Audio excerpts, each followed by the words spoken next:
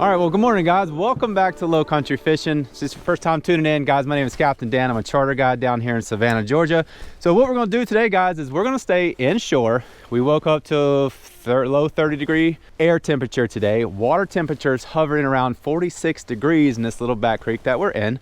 And guys, what we're gonna do is we're gonna do a little bit of creek and smaller river hopping. So we're gonna do some bottom fishing. We got frozen fiddler crabs, we got live shrimp. And really, I'm just looking for anything that will be interested in feeding around down trees, maybe some isolated docks, riprap walls, just anywhere where we can try to get out of this north wind and find some hungry fish. So thanks again for the support. You guys are coming along for today.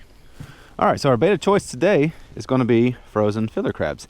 Now these are some fiddler crabs that I had left over from a trip where I didn't really get a chance to use them, so I just froze them live. I do like to freeze crabs live as opposed to letting them die then freezing them. I feel like they hold up a little bit better on the hook.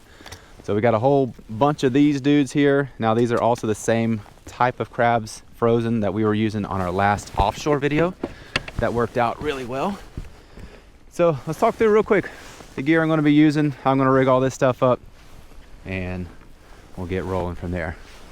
So the reel I'm using today, guys, this is a Penn Battle 3 3000.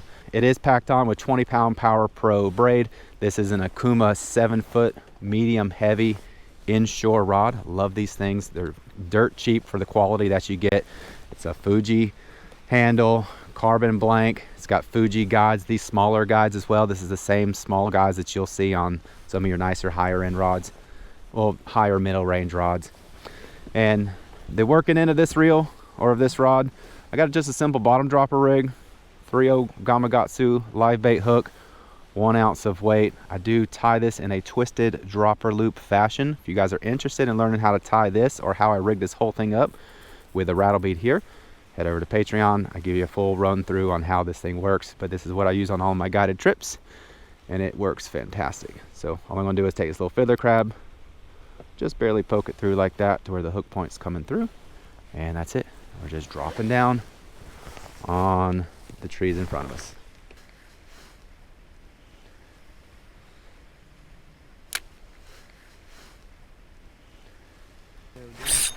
Got him. Got him. Yeah, sheeper. I'm gonna lift her in.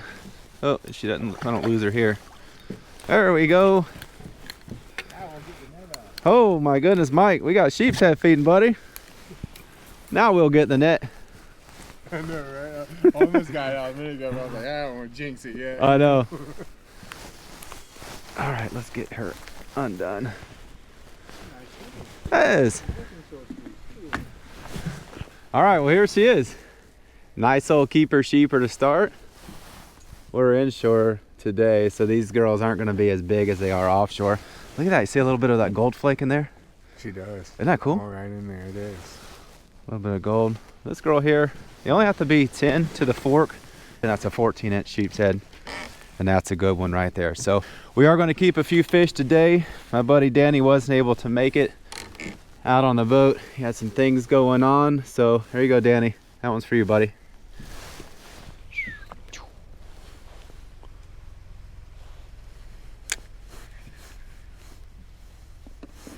You got it that fast? They did. Dang. Mike, they're hungry, buddy. I'm so happy. They're hungry.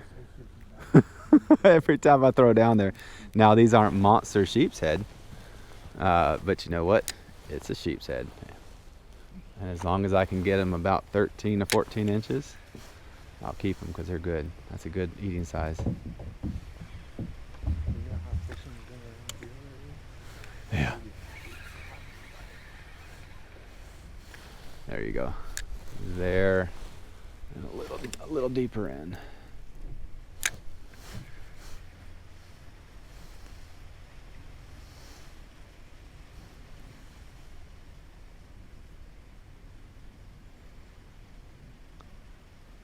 Careful going too much further to your right. Yeah, that's where I was getting. Yeah. Got her. You got one too? Let's go, baby. I'm gonna lift mine.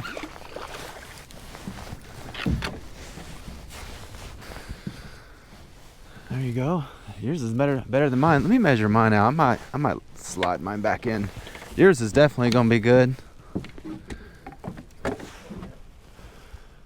Another 14 to the fork. Heck yeah. And mine is 12. So let them go, let them grow, boys. They're not going nowhere.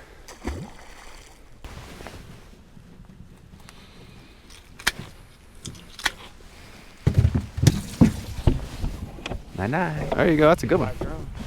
Black drum. Red. There's our red. All right. So there she is right there. Big skin mark. So that's all scales missing. Oops, sorry. All scales missing right there. It looks like she was bit by something, maybe. It's fairly fresh too, because the scales haven't really grown up too much. That side too, yeah, same. So she's been in somebody's mouth. We'll go ahead and throw her. We'll throw her back. I don't want to keep. I don't like to keep fish that are scarred up like that. Just. Let 'em be a warrior. I know. Yeah, like he said, let them go. Let them be a warrior. With these fish like this, we're out here. They're here. If you have a fish that has a questionable injury to it, where you could get some sort of bacteria or parasites into that meat, that's not what you want, guys. So we let that girl go. Let's keep going. All right, so we're gonna rebait up. You guys didn't get a chance to see that, but I was filming an on the water trip report for my patrons, guys. That's the membership that I do provide that has over 500 members, and I was just filming a report of me out here, right? And this is some of the stuff that I do. I'll get out here and I'll turn these cameras on, show exactly where I'm at, type of spot. Sometimes I'll even tell them this is the creek I'm in, or this is the river that I'm in. And we're just kind of talking through some of the things I was using and working that was out here, giving us the success that we are having. And Mike just pulled in another 15-inch sheepshead to the fork. So good job on that fish, Mike. Thank you for catching it as I'm putting my report in. It doesn't get any better than that. And we're gonna get back here and we're gonna keep dropping down. The tide's starting to roll out decent now. We got some good current, and that's always a benefit. Anytime you can get a little bit of water moving, it definitely seems to fire fish up. But although this morning when we first got here, there wasn't much current moving, these fish were ready to go. So maybe just the first good meal of the morning is what they're interested in. So either way, I'm happy. We're catching fish. How you gonna move that tree? You gonna try to just tie a rope around it and drag it with your boat? Good luck. Yeah. Oh, they're monsters. She's on. No, that's gonna be a good one.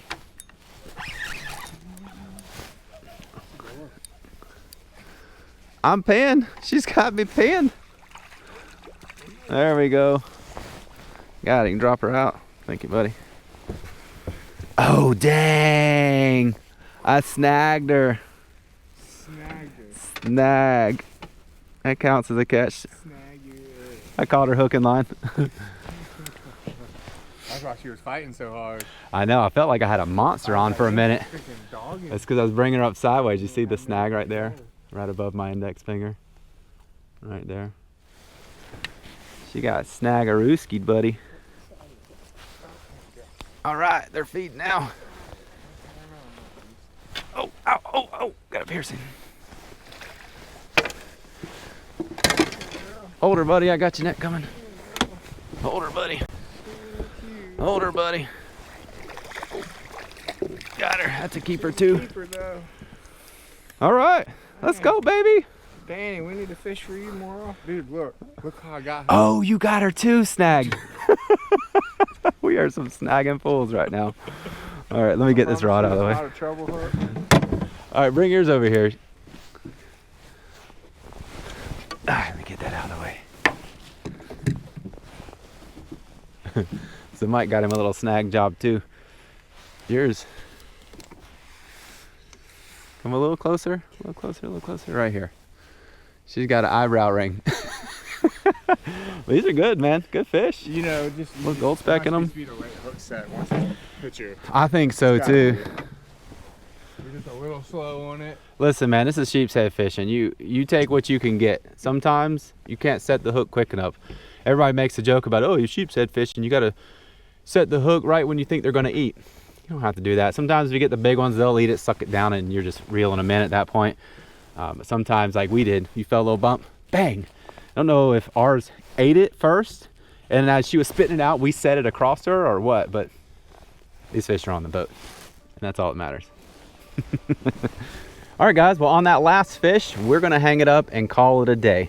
What a great place to come out here and go fish out of the wind in a little creek with some nice structure with feeding sheepshead.